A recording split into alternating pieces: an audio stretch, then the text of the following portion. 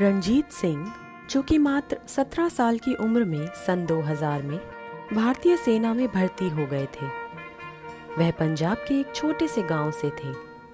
साल 2000 में उन्हें सेना में भर्ती मिल गई और वो देश की रक्षा में तैनात हो गए। तब इनकी ट्रेनिंग का समय था और इनकी पोस्टिंग कश्मीर में हुई। ट्रेनिंग के दौरान इन्हें हमेशा इस काम में प्रथम स्थान मिलता था, इसलिए उनकी रैंकिंग बढ़ा दी गई।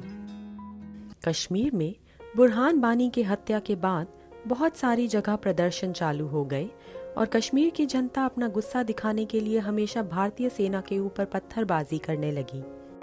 इसलिए कश्मीर में अधिकतम सेना को भेजा गया। कश्मीर की हालत को देखकर भारतीय चीफ ने यह फैसला लिया कि कश्मीर में एक टीम रखी जाएगी जो वहां के लोगों से इंटेलिजेंस इकट्ठी करेगी और साथ में उन जवानों के साथ एक मेडिकल टीम भी मौजूद होगी जो उनका ध्यान रखेगी। रणजीत सिंह भी इस टीम में शामिल थे और वे अपनी टीम के साथ कश्मीर के एक गांव में गए। वहां इनकी मुलाकात एक लड़की से हुई और उस लड़की से रणजीत सिंह की अच्छी दोस्ती हो गई। कुछ ही दिन में दोस्ती प्यार में बदल गई। रणजीत सिंह एक नौजवान सिख फौजी थे और वह एक सुंदर कश्मीरी लड़की। दोनों का धर्म अलग था, पर दोनों ही एक दूसरे से इतना प्यार करते थे कि उनके बीच कोई धर्म नहीं आया। रणजीत सिंह अपने सोने के समय उससे घंटों फोन पर बात किया करते थे। ऐसे काफी दिनों तक रंजीत मेडिकल टीम के साथ जाते और उस लड़की से मिलते। दोनों ही एक दूसरे के मिलने का इंतजार किया करते। जब रणजीत सिंह छुट्टियों में घर पर गए, तब उन्होंने अपनी प्रेमिका के लिए अंगूठी भी ली और कहा कि वह जल्द उससे शादी कर अपने घर ले जाएंगे। देखते ही देखते 6 महीने भी पूरे होने लगे। रणजीत सिंह की दूसरी पोस्टिंग आ गई, लेकिन अपनी प्रेमिका से वो खुद को दूर नहीं कर पा रहे थे। इसलिए रणजीत ने वॉलंटरली अपना टेन्योर 6 महीने और बढ़वा लिया। लेकिन अब यह भी टाइम उनका पूरा हो गया और उनकी दूसरी पोस्टिंग कश्मीर से बाहर थी। बीच में सिर्फ एक दिन था। दूसरे ही दिन उन्हें रिपोर्टिंग करनी थी। उस दिन उनकी कोई ड्यूटी नहीं थी ताकि वो अपनी पैकिंग कर सके। इसके अलावा उन्हें कहीं जाने की इजाजत नहीं थी। वह छुपकर अपनी उस लड़की से मिलने गए थे। उन्होंने उसे एक उजाड़ मकान के पास बहुत रिस्क लेकर बुलाया। रणजीत सिंह भागते भागते वहां पहुंचे। वो अपनी यूनिफॉर्म में थे। उन्होंने अपनी प्रेमिका को जल्द वापस आकर शादी करने का वादा किया। तुम्हें यहाँ ऐसे नहीं आना चाहिए था। अगर लोगों ने देख लिया तो पता नहीं क्या होगा। मेरी पोस्टिंग कश्मीर से बाहर हो गई है। अब पता नहीं हम कितने दिनों बाद मिलेंगे, पर मैं घर वालों से बात करके तुम्हें जल्द ही यहाँ से शादी करके ले जाऊंगा। और अभी ये रिंग पहनाने के लिए आया हूँ, बस इसलिए इतना रिस्क लिया है। सच? लाओ जल्दी पहनाओ फिर।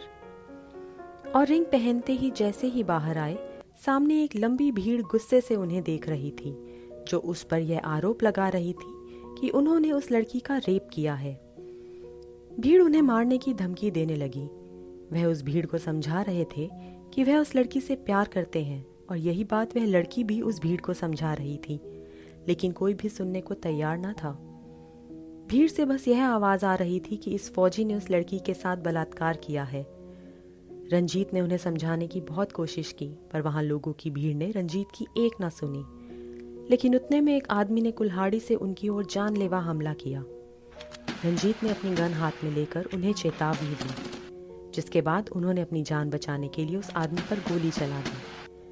अब भीड़ थोड़ा पीछे हटी, जिसके बाद रंजीत वहां से भागने में कामयाब हो पाए। वो थोड़ा ही आगे बढ़े थे कि सामने से एक और भीड़ उनकी ओर बढ़ रही थी।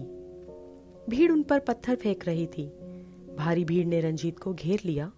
कम से कम 200-300 लोगों के बीच रंजीत चिल्ला चिल्ला कर कहते रहे कि मैंने कुछ नहीं किया है, पर उग्र भीड़ ने नहीं सुना। रंजीत के आखिरी शब्द थे कि मैंने कुछ नहीं किया, मैं उस लड़की से प्यार करता हूँ। लेकिन किसी ने उनकी आवाज़ को नहीं सुना और भीड़ रंजीत की जान लेने पर आमादा हो चुकी थी।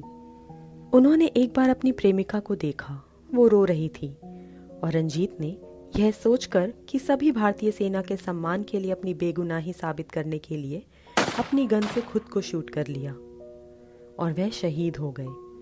जब पुलिस ने इस मामले की जांच की कमेटी बिठाई तो पता चला कि रंजीत सिंह के मोबाइल से उस लड़की का नंबर मिला। फिर लड़की से जब जांच पड़ताल की गई तो लड़की ने पूरी कहानी टीम को बताई। रंजीत और कश्मीरी लड़की एक दूसरे से बेहद प्यार करते हैं। इस बात को सुनने के बाद भारतीय सरकार ने रंजीत के नाम पर मुआवजा ऐलान किया। साथ ही भारतीय सेना ने यह भी कहा कि इस लड़की की पूरी पढ़ाई का खर्चा भी सरकार उठाएगी।